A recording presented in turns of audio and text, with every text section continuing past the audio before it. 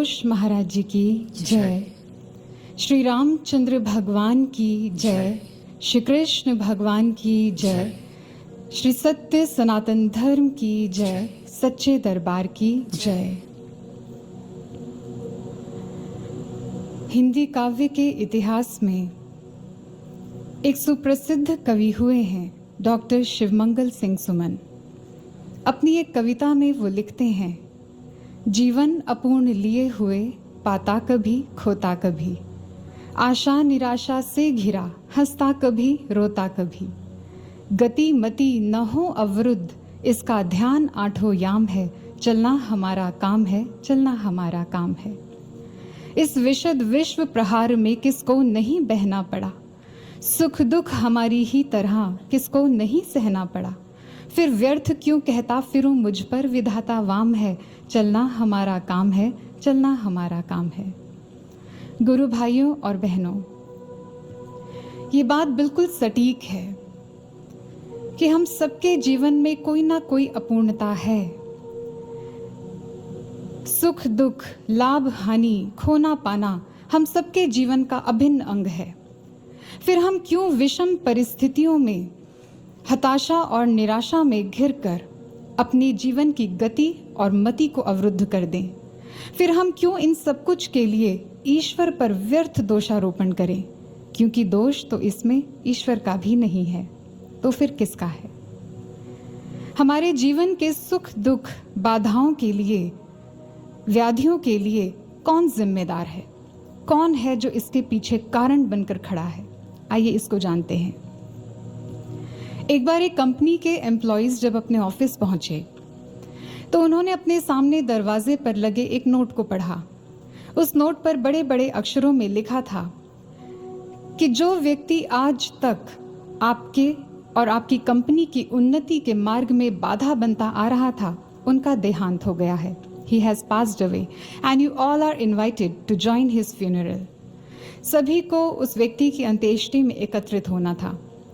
अपने सहकर्मी की मृत्यु का समाचार पाकर वो सभी थोड़ा दुखी तो हुए, लेकिन सभी के मन में एक और भाव ने जन्म लिया। सबने सोचा कि चलो ये तो ठीक ही हुआ कि अब वह व्यक्ति नहीं रहा, क्योंकि उसके रहते न जाने कब से हमारे विकास में बाधा उत्पन्न हो रही थी।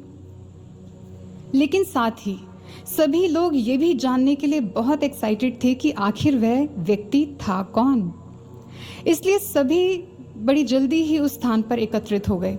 वहां उन्होंने देखा कि एक कॉफिन रखा है, एक ताबूत रखा है।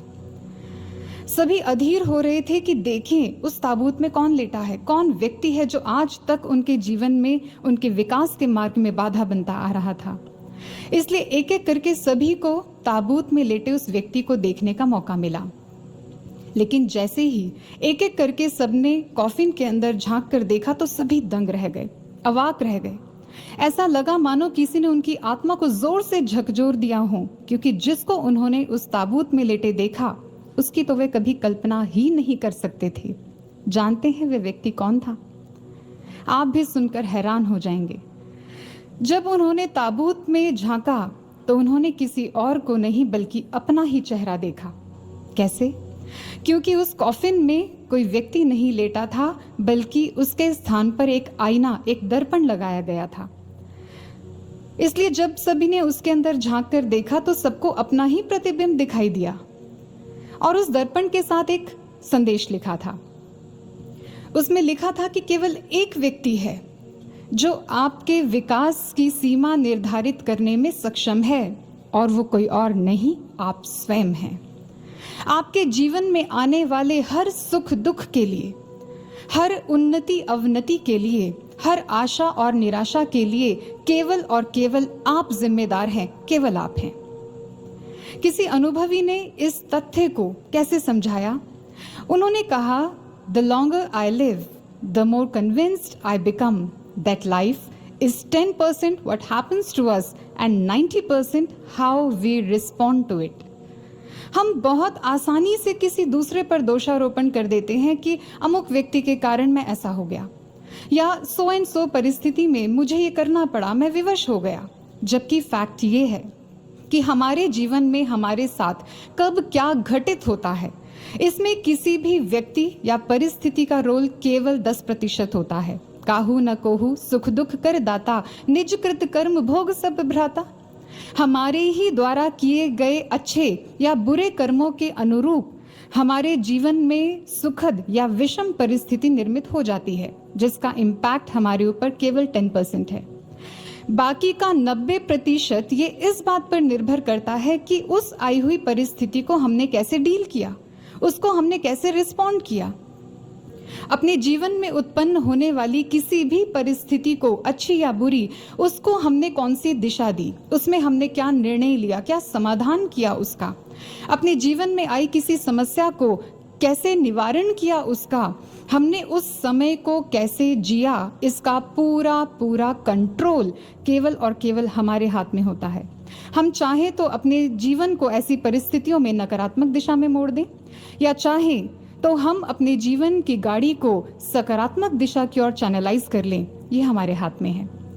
इसलिए आइए हम महापुरुषों के द्वारा दिए गए एक ऐसे अचूक सूत्र को श्रवण करते हैं जो हमें ये सिखाएगा कि हमारे जीवन का ये भाग, जो हमारे एक्शंस, रिएक्शंस और डिसीजंस का परिणाम है, उसको कैसे जिया जाए, उसको कैसे डील किया जाए। आइए महापुरुषों की वाणी को श्रवण करते हैं।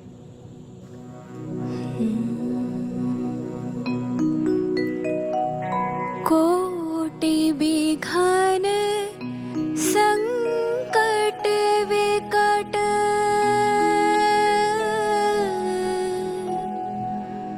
कोटि शत्रु जो साथ,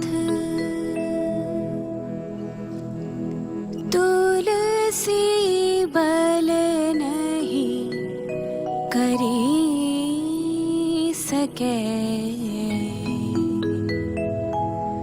जो सुदृष्ट रघुनाथ, जो सुदृष्ट रघुनाथ। कबीर क्या मैं चिंता हूँ,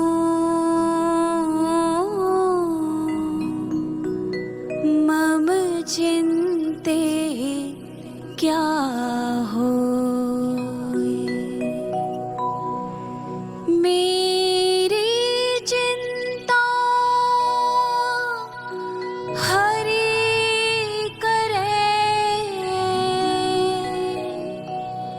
चिंता मोहे न कोय,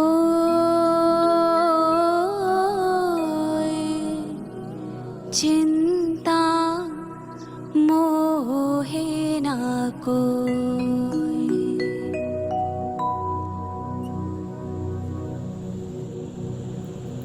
गोस्वामी तुलसीदास जी और कबीर दास जी की वाणी को हमने अभी श्रवण किया। तुलसीदास जी कहते हैं, कोटि विघ्न संकट विकट, कोटि शत्रु जो साथ। चाहे मेरे मार्ग में करोड़ों विघ्न आ जाएं, करोड़ों विपत्तियां आ जाएं, कितने ही संकट, कितनी ही विषम परिस्थितियां मेरे सामने क्यों ना आ जाएं, चाहे करोड़ों शत्रु मेरा मार्ग रोककर मेरे सामने खड़े हो जाएं, मेरे मार्ग को, मेरी उन्नति को अवरुद्ध कर दें, फिर भी मुझे चिंता नहीं है। मैं चिंता नहीं करता। क्यों? क्योंकि मुझे विश्वास है, मुझे पता है कि मेरे रघुनाथ की दृष्टि सदैव मुझ पर है। वो मेरे जीवन में कभी कुछ भी अनुचित नहीं होने देंगे। उसकी कृपा दृष्टि सदैव मुझ पर है। कबीर दास जी कहते हैं, मेरे जीवन में तो चिंता का कोई कारण ही नहीं है, क्योंकि मेरी चिंता तो हरि कर रहे हैं, और जब हरि मेरी चिंता कर रहे हैं तो मैं चिंता क्यों करूं। कितना सुंदर सूत्र है ये, कितना सटीक और अचूक सूत्र है हम सब के लिए। ऐसा नहीं है कि उनके जीवन में कभी बाधाएं नहीं आई, ऐसा नहीं है कि उन्होंने कभी विषम परिस्थितियों का सामना नहीं किया, लेकिन ईश्वर के चरणों में दृढ़ता इतनी, विश्वास इतना कि चिंता नहीं की, इसलिए उन्होंने यही सूत्र सबको दिया, समझाया, ऐसी परिस्थिति जब भी जीवन में आए तो चिंता को नहीं, ईश्वर में अपनी श्रद्धा को बढ़ाएं, ईश्वर में अपने विश्वास को बढ़ाएं। वो कभी आपके साथ कुछ भी अनुचित नहीं होने देगा। एक बार एक दार्शनिक अपने जीवन की एक घटना साझा करते हैं। वो बताते हैं कि एक बार अपनी किसी यात्रा के दौरान वो एक व्यक्ति से मिले। वो व्यक्ति सड़क के किनारे अपने किसी काम में बड़ा तल्लीन था, लेकिन उस व्यक्ति ने उस दार्शनिक का ध्यान अपनी ओर खींच लिया और इसीलिए वो दार्शनिक कुछ देर वहीं खड़े होकर उस व्यक्ति को देखते रहे। वो व्यक्ति काम तो बड़ा साधारण सा कर रहा था, लेकिन उस साधारण से दिखने वाले काम को करने में भी उसको बहुत असुविधा महसूस हो रही थी। वो बड़े कष्ट में था। जानते हैं क्यों? क्योंकि उस व्यक्ति की दोनों टांगें नहीं थी, वो अपंग था। इसलिए उसे अपना छोटा सा काम करने में भी बहुत कठिनाई हो रही थी, बहुत असुविधा हो रही थी। उसे अपना कोई भी काम करने में सबसे ज्यादा समय और परिश्रम व्यय करना पड़ रहा था, जरूरत से ज्यादा। लेकिन उस व्यक्ति की जिस बात ने उस दार्शनिक का ध्यान अपनी ओर खींचा वो ये थी कि इन सब विषमताओं के होते हुए भी, इन सब कठिनाइयों के होते हुए भी, इन सब असुविधाओं के रहते हुए भी उस व्यक्ति के चेहरे पर कोई शिकन नहीं थी। वो बड़ा प्रसन्न था, बड़ी प्रफुल्लता से वो अपना काम कर रहा था। उसके हाव भाव में कहीं भी कोई हताशा, निराशा नहीं थी। ये बात दार्शनिक को बड़ी अटपटी लगी। क्यों? क्योंकि उस दार्शनिक के जीवन में सब कुछ था। सारी सुख सुविधाओं के होते हुए भी अपने जीवन की छोटी छोटी समस्याओं के कारण वो उलझन में था, वो दुविधा में था, वो हताशा में था। इसलिए उस दार्शनिक से रहा नहीं गया। वो उस व्यक्ति के पास गया और उससे पूछा कि भाई, ये सब कैसे हुआ तुम्हारे साथ? उस व्यक्ति ने बड़े मस्ती के अंदाज में उस दार्शनिक को उत्तर दिया। उसने कहा कि सर, कुछ भी तो नहीं हुआ, मैं तो बचपन से ऐसा हूं। उस दार्शनिक ने थोड़ा दुख जाहिर किया और उससे पूछा कि फिर तुम्हारा ख्याल कौन रखता है? उस व्यक्ति ने कहा बड़ी कृतज्ञता के भाव से, मेरी माँ, और उससे भी पहले मेरा भगवान मेरा ध्यान रखते हैं, क्योंकि ईश्वर से भी अधिक और बेहतर ध्यान कोई और रख सकता है क्या? इस पर दार्शनिक ने उससे ऐसा प्रश्न किया। उसने कहा कि फिर तुमने अपने भगवान से कभी प्रश्न नहीं किया? तुमने अपने भगवान से कभी शिकायत नहीं की कि उसने तुम्हें पांव क्यों नहीं दिए? कितना अच्छा होता कि अगर तुम्हारे पास भी पांव होते, तुम्हारा जीवन भी कितना सहज होता। क्या तुमने नहीं पूछा कभी? उस व्यक्ति ने दार्शनिक के इस प्रश्न का उत्तर एक प्रश्न से दिया। उसने पूछा कि सर, क्या आपको कभी कमी महसूस नहीं होती कि आपके पास पंख नहीं है? कितना अच्छा होता अगर आपके पास भी पंख होते, आप भी पक्षियों की तरह पंख लगाकर उड़ते, एक स्थान से दूसरे स्थान पर जाने में आपको कोई असुविधा नहीं होती, आपको अपनी यात्राओं के लिए घंटों प्लेन के इंतजार में नहीं खड़े होना पड़ता। क्यों सर? नहीं होती ना कोई कमी महसूस, कोई असुविधा महसूस नहीं होती? ठीक इसी तरह मुझे भी इन असुविधाओं के रहते हुए भी कोई असुविधा महसूस नहीं होती, क्योंकि मैं जानता हूं कि मेरे ईश्वर ने मुझे जो कुछ भी दिया है वो मेरे लिए सर्वोत्तम है, और आगे भी वो जो कुछ देगा वो मेरे लिए सर्वश्रेष्ठ होगा, कल्याणकारी होगा, ये मैं जानता हूं। गुरु भाइयों और बहनों, ऐसा नहीं है कि उस व्यक्ति के ऐसा कहने से उसके जीवन की समस्याएं खत्म हो गई या उसकी प्रॉब्लम्स थी ही नहीं, ऐसा नहीं है। लेकिन उसके देखने का नजरिया बदल गया, और दृष्टिकोण के बदलते ही उसके भीतर उत्साह ने जन्म लिया, उसके भीतर प्रसन्नता ने जन्म लिया, पॉजिटिविटी का संचार हुआ और उसका जीवन बदल गया। इसलिए किसी ने बहुत सुंदर ये बात समझाई है। उन्होंने कहा, in trouble to be troubled is to have your trouble doubled. अगर आप अपने जीवन में आई किसी समस्या को लेकर व्यथित हैं, चिंतित हैं, विचलित हैं, अधीर हैं, तो सावधान हो जाइए, क्योंकि ऐसा करके आप अपने जीवन की समस्याओं को कम नहीं कर रहे, उसे खत्म नहीं कर रहे, बल्कि और बढ़ा रहे हैं, उसे डबल कर रहे हैं।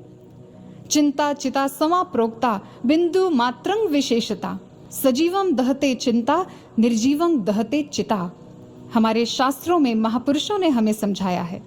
उन्होंने कहा कि चिंता और चिता में कोई अंतर नहीं होता, कोई भेद नहीं है। हाँ, एक फर्क है केवल बिंदु का फर्क है, इसके अतिरिक्त कोई भेद नहीं है, दोनों का कार्य भी एक ही है। लेकिन जहां चिता एक मनुष्य को मृत्यु के उपरांत भस्म करती है, वहीं चिंता उसे जीते जी मार डालती है, उसे जीते जी जला देती है, उसकी सारी पॉजिटिविटी, उसकी क्रिएटिविटी को खत्म कर देती है, उसकी ऊर्जा, उसके उत्साह, उसकी प्रसन्नता, सब कुछ को नष्ट कर देती है, उसकी सूझबूझ, उसके विवेक को खत्म कर देती है। यह है चिंता। इसलिए आपको अपने जीवन में कभी भी ऐसा लगे कि अब आप अपने जीवन की समस्याओं के पहाड़ की ऐसी चोटी पर खड़े हैं जहां से अब एक कदम भी आगे बढ़ाना असंभव है।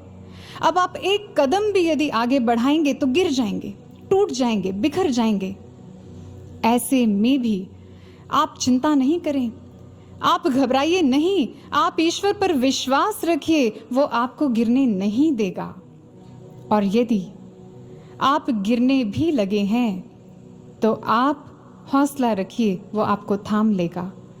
और यदि वो आपको थाम भी नहीं रहा है तो समझ लीजिए कि वो आपको उड़ने की शक्ति दे रहा है, वो आपको उड़ना सिखा रहा है।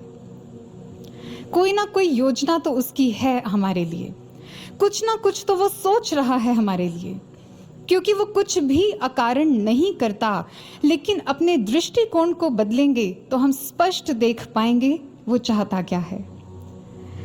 एक बार गुरुदेव श्री आशुतोष महाराज जी के पास एक गुरु भाई आए। उन गुरु भाई का कद थोड़ा छोटा था, इसलिए उन्होंने गुरु महाराज जी के चरणों में आकर अपनी व्यथा रखी। उन्होंने कहा, गुरु महाराज जी, मेरा कद बड़ा छोटा है, इसलिए मैं बहुत बार हीन भावना से ग्रसित हो जाता हूं। मेरी विनती है आपसे प्रभु कि आप मेरी इस समस्या का निवारण कर दें, आप मेरे कद को बढ़ा दीजिए।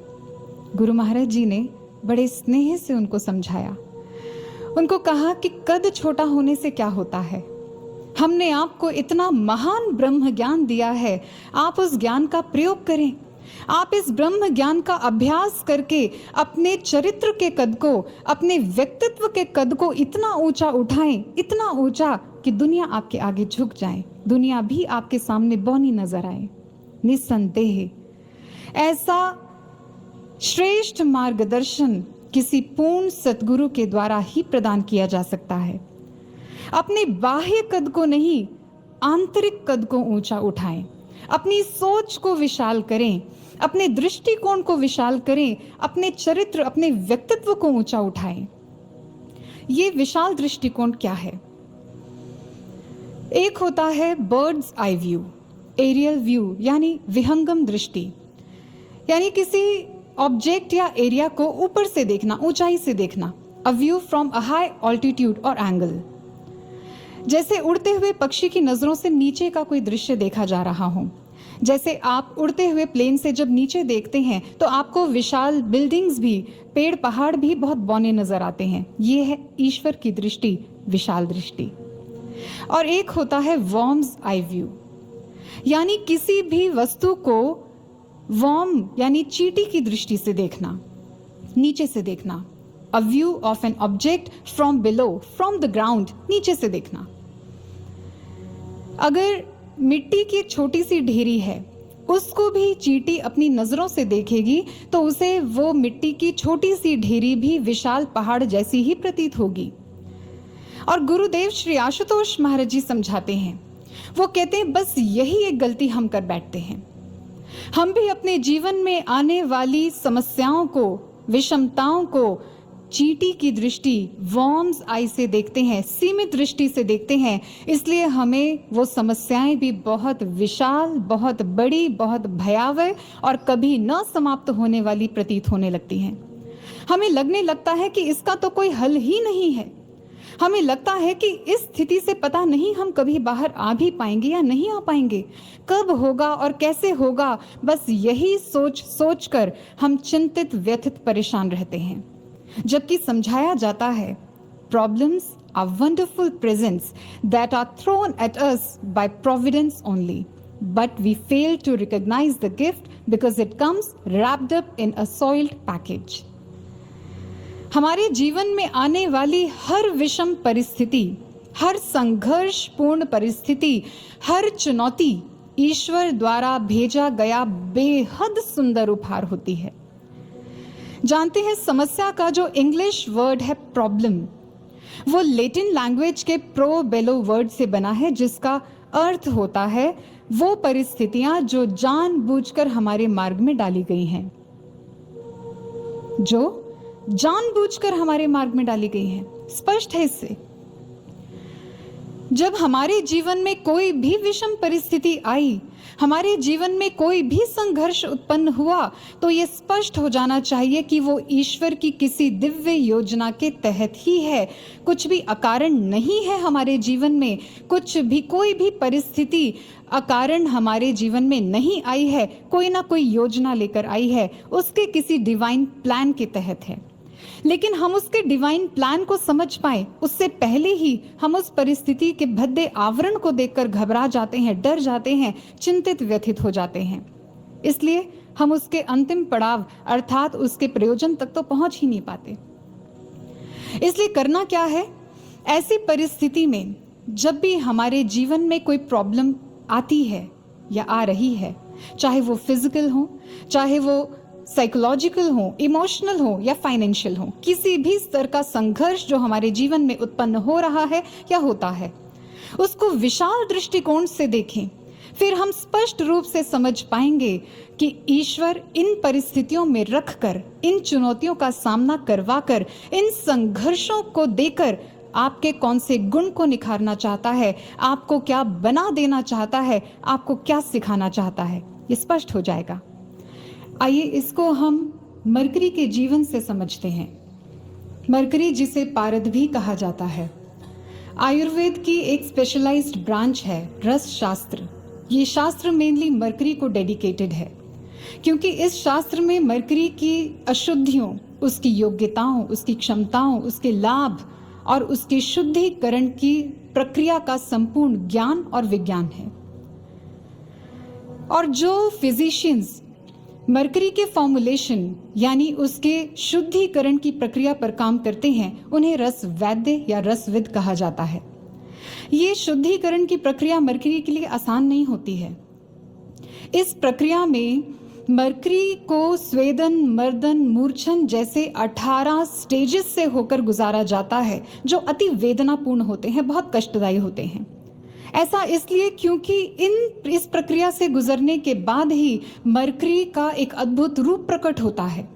इसलिए इन यातनाओं को सहने के बाद जब मरकरी 16वें और 17वें पड़ाव पर आता है इस प्रक्रिया के, तो उसके भीतर ऐसी चमत्कारिक क्षमता उत्पन्न हो चुकी होती है जिससे वो किसी भी बेस मेटल को सोने या चांदी में परिवर्तित करने योग्य हो जाता है।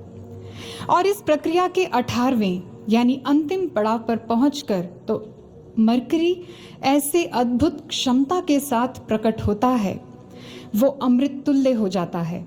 जो पदार्थ इस प्रक्रिया के प्रथम चरण में जीवन हर लेने वाला विष था, वो ही इन यातनाओं को सहने के बाद, इस सफर के बाद जीवनदायक अमृत बन जाता है। उसे दवा के रूप में प्रयोग किया जाता है। जी हाँ, दवा के रूप में प्रयोग किया जाता है।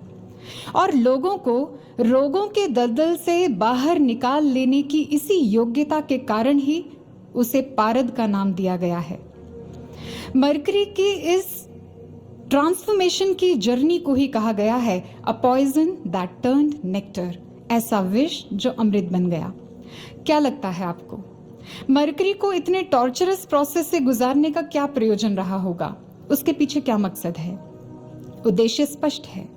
मरकरी की सारी अशुद्धियों को समाप्त कर, मरकरी को मल रहित करके, उसके संपूर्ण अस्तित्व को मिटाकर उसको पूरी तरह से बदल देना, उसके सारे टॉक्सिन्स को निकालकर, उसकी अशुद्धियों, दोषों को समाप्त कर उसे नया जीवन प्रदान करना, उसे अमृत तुल्य बना देना, उद्देश्य है ये। तो आप सोच के देखिए कि जब मरकरी जैसे पदार्थ के जीवन में संघर्षों का, कष्टों का इतना महत्व है, तो क्या हमारे जीवन में संघर्षों का कोई मूल्य नहीं है? तो क्या हमारे जीवन में इन संकटों का, इन कष्टों का कोई महत्व नहीं है, कोई प्रयोजन नहीं होगा क्या? बेशक है। प्रयोजन भी है, महत्व भी है और बहुत महान और दिव्य है। स्मरण कीजिए गुरुदेव श्री आशुतोष महाराज जी के वचनों को, जिनमें उन्होंने स्पष्ट समझाया है, बताया है, जो कुछ हुआ वह जो होगा है योजना प्रभु की, उज्जवल भविष्य की है संकल्पना प्रभु की। एक जगह कहा, अभिलाषा गुरु की हम भी चमके गगन के तारों से, झलके अब व्यक्तित्व हमारा उत्तम श्रेष्ठ विचारों से। तो एक जगह कहा, हो संतान मेरी साधारण नहीं हो, आए इस धरा पर अकारण नहीं हो। कुछ भी अकारण नहीं है हमारे जीवन में, हर एक कार्य उसके किसी दिव्य योजना के तहत है, उसके किसी डिवाइन प्लान के तहत हो रहा है। हमारे जीवन को उत्कृष्ट बनाने की योजना, हमें उज्जवल भविष्य देने की योजना, हमें हमारे व्यक्तित्व को सुंदर बनाने की योजना, हमारे व्यक्तित्व के सारे दोषों को दूर कर, सारी अशुद्धियों को मिटाकर हमें सुंदर पावन उत्तम चरित्र देने की योजना है। धृति, क्षमा, दमोस्तयम, शौचम, इंद्रिय निग्रह, इन सभी गुणों से वो हमें सुसज्जित करना चाहते हैं। इसलिए कितनी ही परिस्थितियों में गुरु महाराज जी हमें धैर्य धारण करना सिखाते हैं, कितनी ही परिस्थितियों में वो हमें दया करना सिखाते हैं, कभी हमें संतोष और संयम जैसे उत्तम गुणों को धारण करना सिखाते हैं, तो कभी हमें विशाल क्षमावान हृदय रखना सिखाते हैं।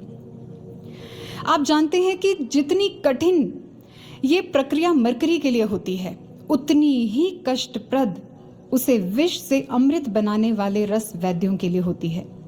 क्योंकि रस वैद्य अपना सारा समय, अपनी सारी ऊर्जा, अपनी सारी क्षमता, अपना सारा ज्ञान मरकरी का जीवन बदलने के लिए समर्पित कर देते हैं।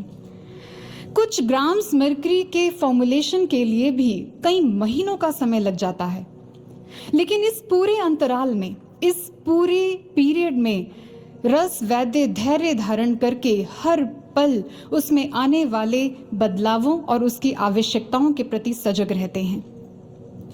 गुरु महाराज जी के चिंतन और उनके समर्पण की ओर जरा ध्यान दें। अब क्या गुरु महाराज जी का समर्पण भी इसी तरह, या ये कहें क्या इससे भी कई गुना अधिक नहीं है हमारे लिए?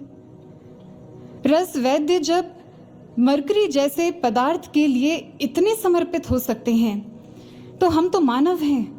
मानव के चंचल हृदय पर काम करना, उसके चंचल मन पर काम करना, मानव का निर्माण करना, उसे मानव से महामानव बनाना, ये तो सबसे दुष्कर कार्य है, सबसे कठिन कष्टप्रद कार्य है। लेकिन हमारे गुरु महाराज जी अपने सारे सुखों को तिलांजलि देकर केवल और केवल हमारे व्यक्तित्व के निर्माण के लिए अपना सब कुछ झोंक देते हैं।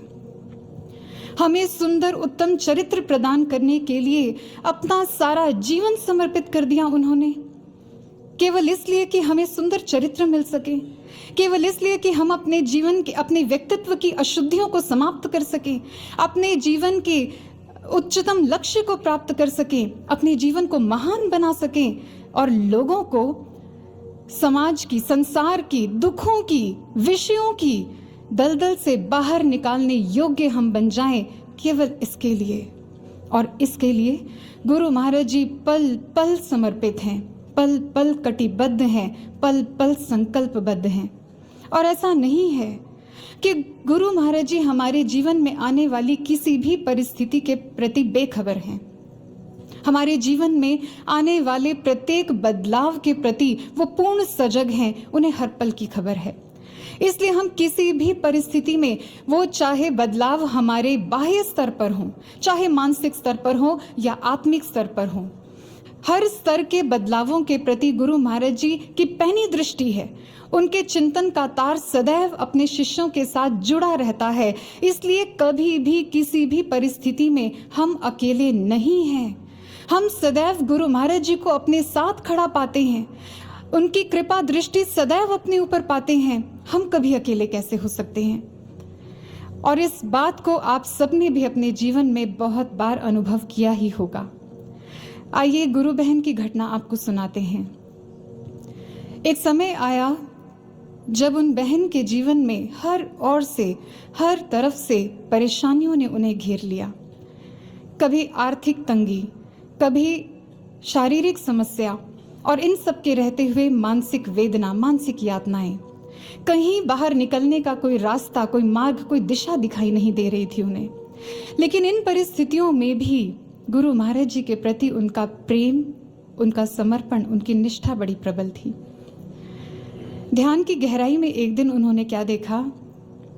उन्होंने देखा कि गुरु महाराज जी उनके घर पर आए हैं। केश खुले हुए, सफेद वस्त्रों में, शॉल लपेटे हुए गुरु महाराज जी मुस्कुराते हुए उनके घर पर, उनके सामने खड़े हैं। गुरु महाराज जी को यूं अपने घर में आया देख वो दंग रह गईं, लेकिन साथ ही बहुत प्रफुल्लित भी थी। वो समझ ही नहीं पा रही थी कि वो क्या करें, क्या करना चाहिए। उन्होंने झट गुरु महाराज जी के चरणों में अपना मस्तक रखकर अपना प्रणाम अर्पित किया और साथ ही अपने हृदय की भावना को भी गुरु महाराज जी के चरणों में रख दिया। उन्होंने ये नहीं कहा कि महाराज जी मैं बहुत समय से संकटों से घिरी हूँ, मुझे बाहर निकाल लो।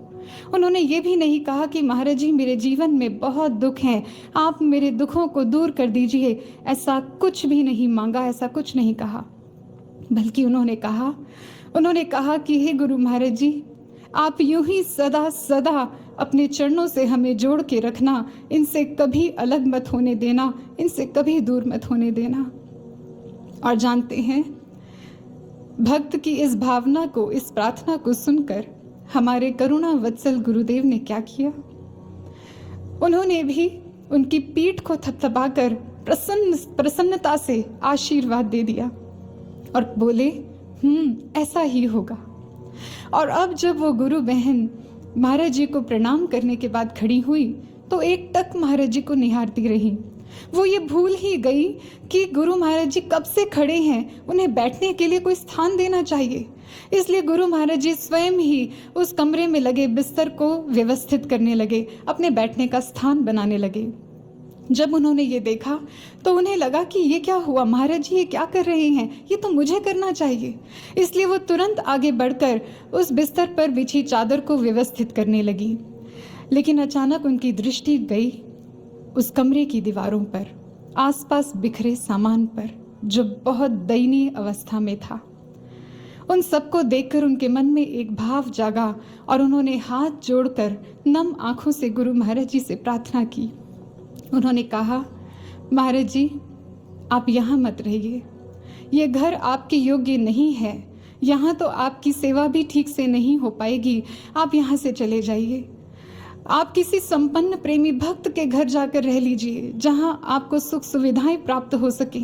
आप नूर महल चले जाइए, आप दिव्य धाम चले जाइए, लेकिन महाराज जी यहाँ मत रहिए, यहाँ आपको बहुत कष्ट होगा। हमारे करुणा वत्सल गुरुदेव अपने भक्त की पीड़ा को देखकर अपने निजी सुखों का कहाँ ध्यान रखते हैं। इसलिए उन्होंने क्या कहा?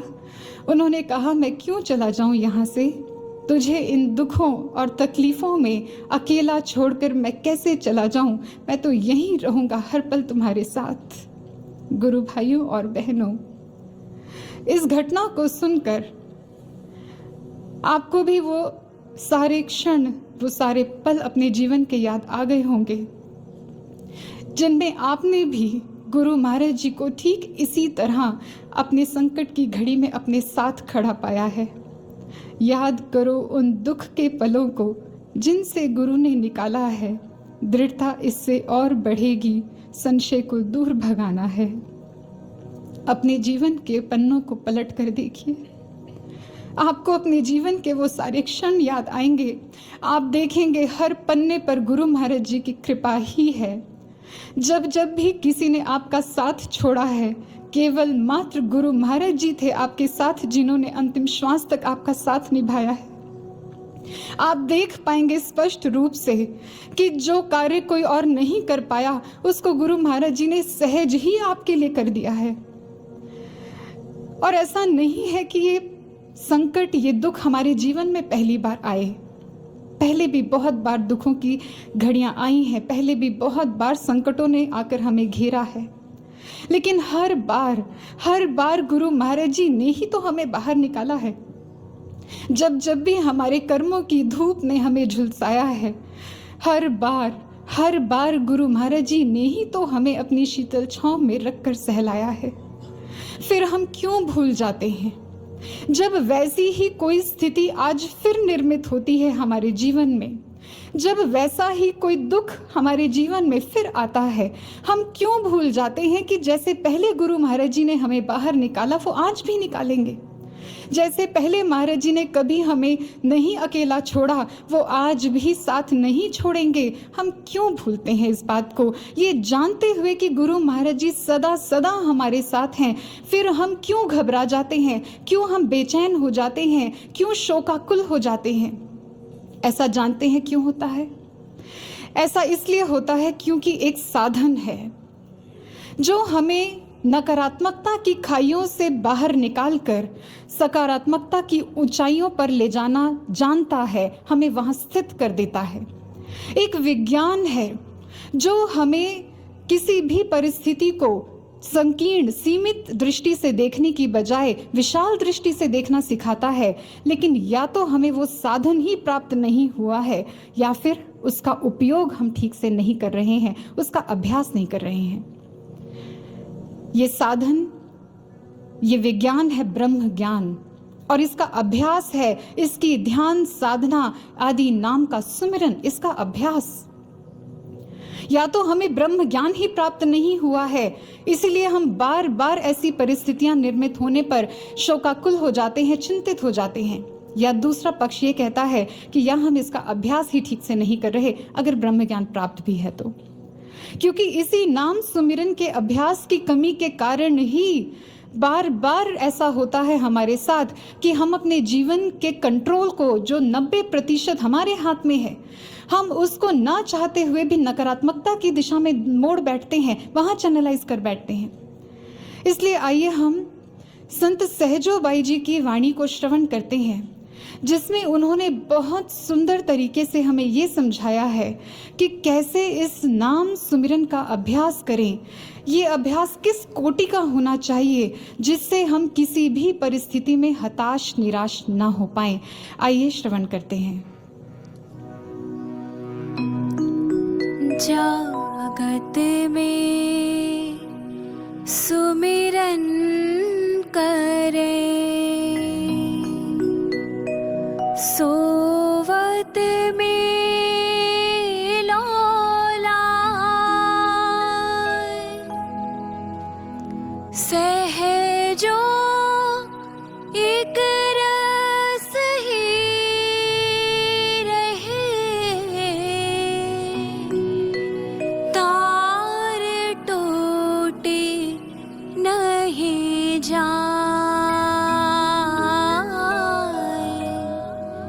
तार टूटे नहीं जाए। बैठे लेटे चालते, खान पान व्यवहार, जहाँ तहाँ सुमिरन करे, सहजो ही निहार,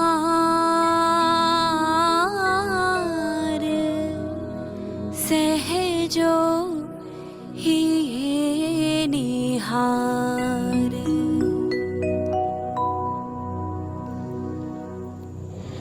संत सहजो बाई जी कह रही हैं, उठते बैठते, खाते पीते, सोते जागते आप हर वक्त ईश्वर के आदि नाम का सुमिरन करें। आप अपने जीवन के सभी कार्य व्यवहारों में, हर आती जाती श्वास में ईश्वर के सुमिरन का, ईश्वर के नाम का अभ्यास करें। लेकिन हम उठते बैठते, खाते पीते, सोते जागते सांस तो ले रहे हैं दिन रात अनवरत, लेकिन जब तक हम इन सांसों को सुमिरन में तब्दील नहीं कर पाए, तब तक इन सांसों के चलने से हम कोई विशेष उपलब्धि प्राप्त नहीं कर पा रहे, हमें कोई विशेष लाभ प्राप्त नहीं हो रहा इन सांसों के चलने से। ये ठीक ऐसे है जैसे आप अपनी गाड़ी को किसी जगह पर पार्क कर दें, लेकिन उसका इंजन ऑफ नहीं करें, उसे ऑन ही छोड़ दें। ऐसे में ऐसे में इंजन तो ऑन है, फ्यूल का कंजम्पशन भी हो रहा है, वो भी लगातार धीरे धीरे घट रहा है, खर्च हो रहा है, लेकिन आपकी गाड़ी अपना प्रयोजन सिद्ध नहीं कर पा रही है, वो कहीं पहुंच नहीं पा रही। ठीक इसी तरह दिन रात हमारी सांसें तो चल रही हैं, अनवरत निरंतर दिन रात, लेकिन ये जो बार बार पल प्रतिपल घट रही हैं, हमारे खाते में से इनकी गिनती कम भी होती जा रही है, लेकिन क्या फायदा, ये अपना प्रयोजन सिद्ध नहीं कर पा रही हैं। इसलिए सांस लेने में और सुमिरन करने में क्या अंतर है, इसको समझते हैं। क्यों?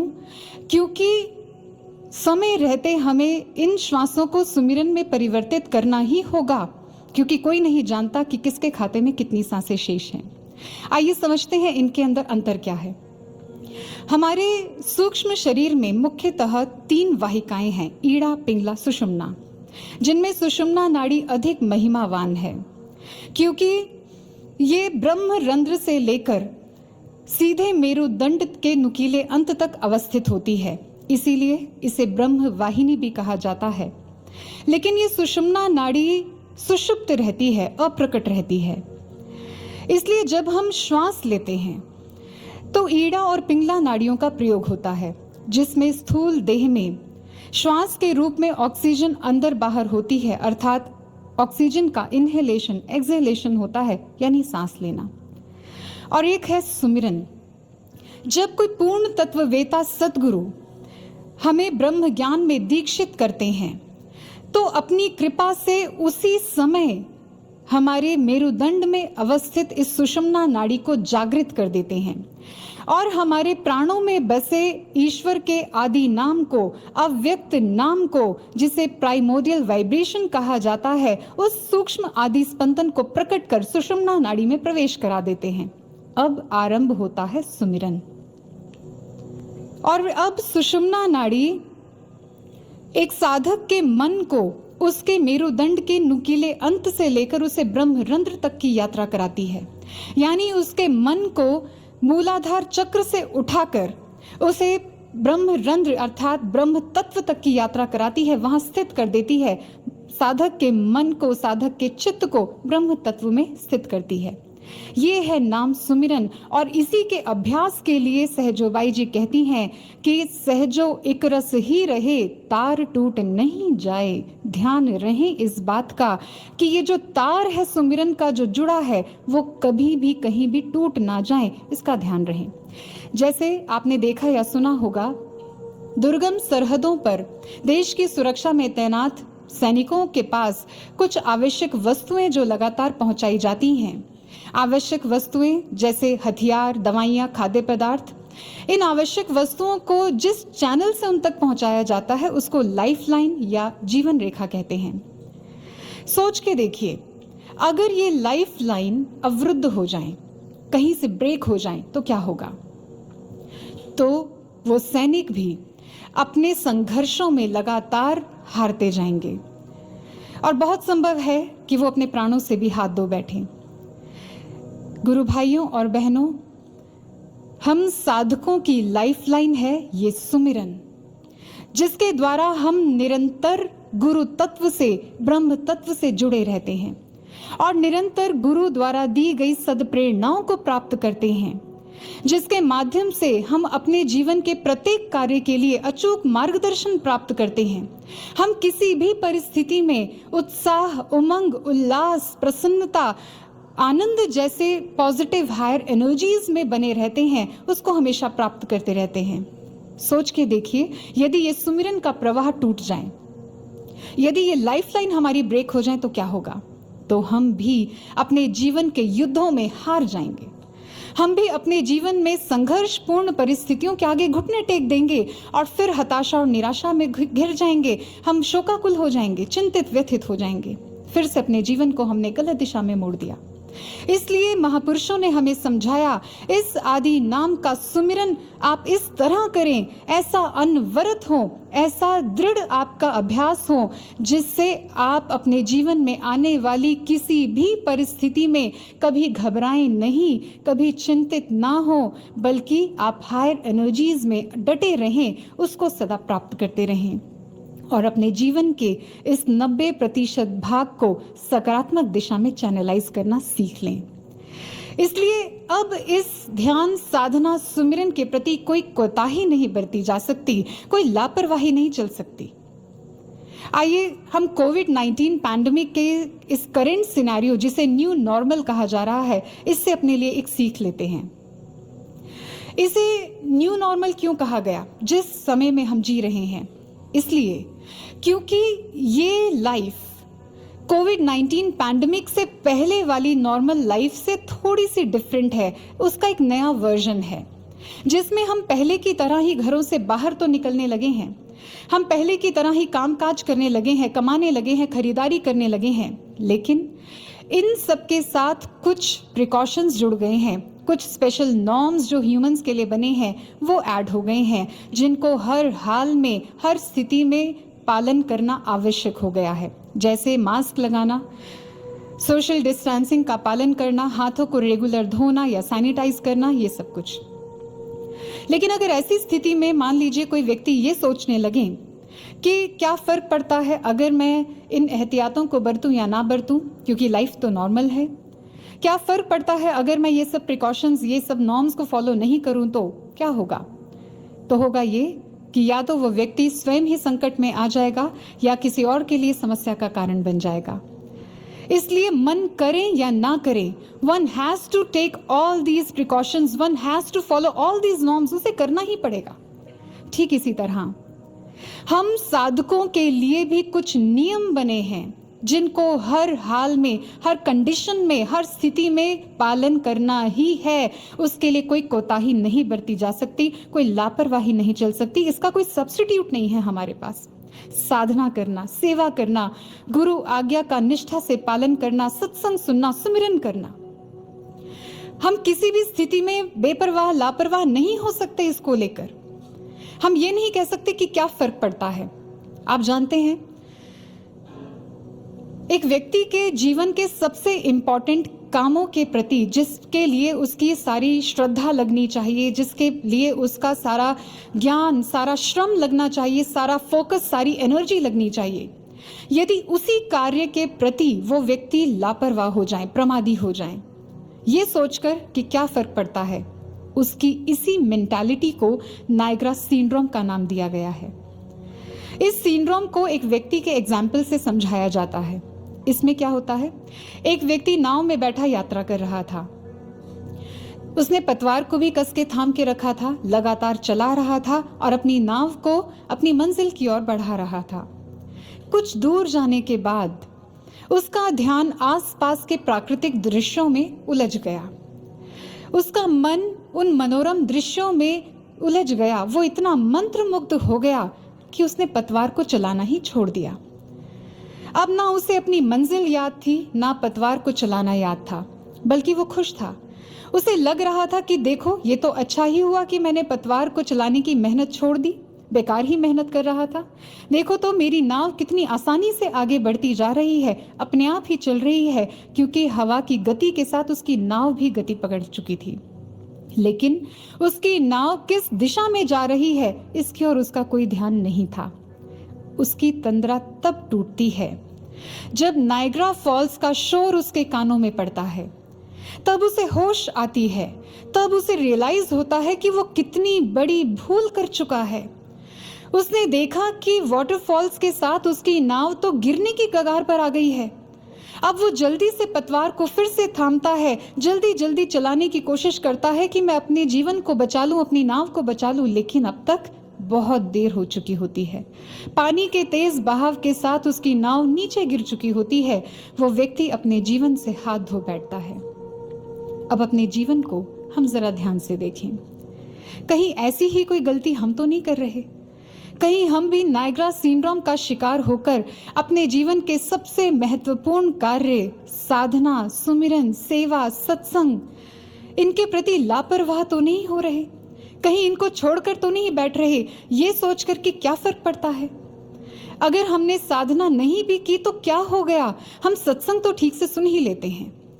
अगर हम एक बार सत्संग नहीं भी सुन पाए तो क्या फर्क पड़ता है, क्या हो गया, क्योंकि जब YouTube पे अपलोड होगा हम तब सुन लेंगे।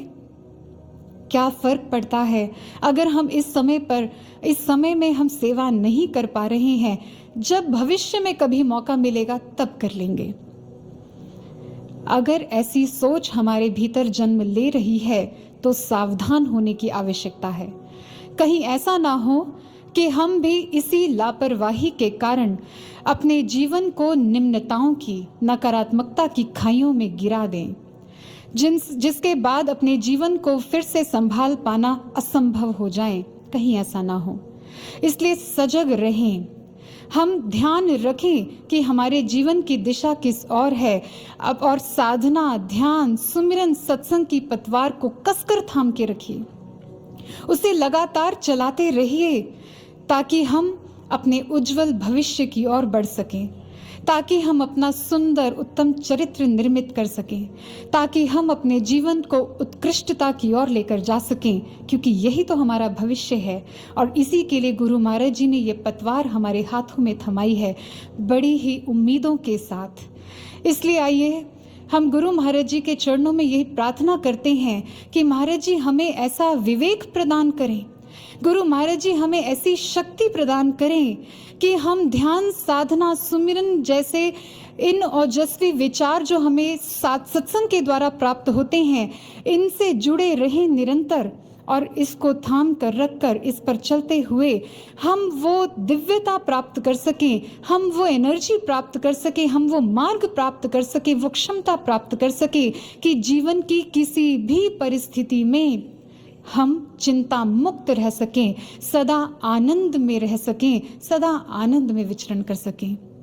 इसलिए आइए गुरु भाइयों और बहनों, हम अपनी इसी भावना को, अपने इसी प्रार्थना को गुरु महाराज जी के चरणों में कुछ शब्दों के माध्यम से अर्पित करते हैं। चलते रहें हम संग तेरे हरदम, राहों में तेरी जीवन बिताएं, श्वासों को अर्पित करके समर्पित, सुमिरन में अपने मन को लगाएं। जो वादा किया है तुमसे गुरुवर, उसे प्राणपन से निभाएं। जो पाया है तेरे दर से प्रभु, उसे हम कभी भुला ना पाएं। जो पाया है तेरे दर से प्रभु, उसे हम कभी भुला ना पाएं, उसे हम कभी भुला ना पाएं। बोलिए करुणा वत्सल गुरुदेव सद्गुरु श्री आशुतोष महाराज जी की जय। ब्रह्म ज्ञान प्रदाता